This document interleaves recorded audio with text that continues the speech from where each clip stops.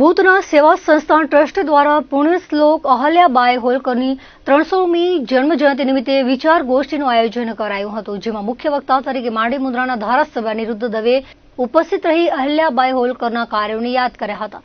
બિલેશ્વર મહાદેવ મંદિર ખાતે વિચાર ગોષ્ઠીના કાર્યક્રમની શરૂઆત દીપ પ્રાગટ્યથી કરાઈ હતી. ભુજના ધારાસભ્ય કેશુભાઈ પટેલ, અનિરુદ્ધ દવે, જિલ્લા ભાજપના મહામંત્રી દિલીપ શાહ, શહેર ભાજપના પ્રમુખ મીત ઠક્કર સહિતના મહાનુભાવો ઉપસ્થિત રહ્યા હતા.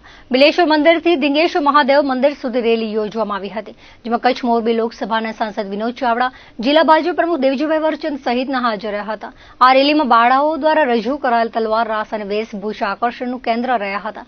માંડી મુન્દ્રાના ધારાસભ્ય અનિરુદ્ધ દવેએ જણાવ્યું હતું કે પુણ્યશ્લોક અહલ્યાબાઈ હોલકરની જન્મજયંતિ હોવાથી તેમણે કરેલા કાર્યો અને દેશના વડાપ્રધાન નરેન્દ્ર મોદીના વિકાસ અને વિરાસતના કાર્યો આ બે વિષયોને લઈને વિચાર ગોષ્ઠી કરવામાં આવી હતી. આવા કાર્યક્રમો સમગ્ર દેશમાં થઈ રહ્યા છે. દેશમાં આવેલા 12 જ્યોતિર્લિંગ 24 ધામ ઉપર જ્યારે આક્રમણ કરી માનવ બિંદુઓનો ધ્વંસ કર્યો હતો, તેને અહલ્યાબાઈ હોલકરે ફરીથી બનાવી સંદેશ આપ્યો હતો. વડાપ્રધાન દ્વારા મહિલાઓના ઉત્થાન માટે કરાયેલા કાર્યોને વિચાર ગોષ્ઠીમાં આવરી લેવાયા હતા.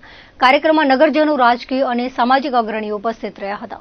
પુણ્યશ્લોકા લોકમાતા અહલ્યાબાઈની 300મી જન્મજયંતિના ઉજવણીના ભાગરૂપે આજે અહીં બિલેશ્વર મહાદેવના મંદિરમાં આજે કાર્યક્રમ યોજાયો હતો, જેમાં અહલ્યાબાઈના કાર્યો અને દેશના વડાપ્રધાન માન્ય નરેન્દ્રભાઈ મોદી સાહેબના કાર્યો જે છે એ કલ્યાણકારી કાર્યોની ચર્ચા થઈ હતી અને વિકાસ ભી ઓર વિરાસત ભી આ બંને વિષયોને સાથે લઈ અને આજનો કાર્યક્રમ કરવામાં આવ્યો હતો. સમગ્ર દેશની અંદર આ કાર્યક્રમો થઈ રહ્યા છે અને અહીંથી ભાઈઓ બહેનો સૌ કોઈ બિલેશ્વરથી ધીંગેશ્વર સુધી રેલી પણ થશે, કારણ કે આપણા દેશના 12 જ્યોતિર્લિંગો, 4 ધામ, અનેક યાત્રાના સ્થાનો એ અહલ્યાબાઈએ જે તે વખતે આપણા ઉપર આક્રમણખોરોએ જે આક્રમણ કરી અને આપણા માનબિંદુઓનો ધ્વંસ કર્યો હતો, એને ફરીથી બનાવી અને અહલ્યાબાઈએ જે સંદેશ આપ્યો હતો તેના સંદર્ભમાં આ કાર્યક્રમોમાં યોજાઈ રહ્યા છે.